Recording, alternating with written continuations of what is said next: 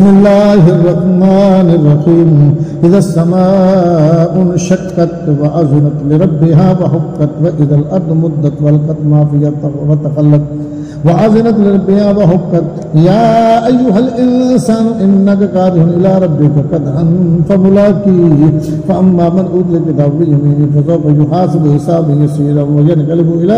أهله مسرورا وأما من أوتي كتابه وراء ظهره فسوف يدعو سرورا ويصلى سعيرا إنه كان في أهله مسرورا إنه ظن أن لن يحور بلى إن ربه كان به بصيرا فلا أقسم بالشفق والليل وما وسق والقمر إذا اتسق لتركبن طبقا عن طبق فما لهم لا يؤمنون وإذا قرئ عليهم القرآن لا يسجدون بل الذين كفروا يكذبون بالله وما يؤمنون فبشرهم بعذاب أليم إلا الذين آمنوا وعملوا الصالحات لهم أجر غير ممنون.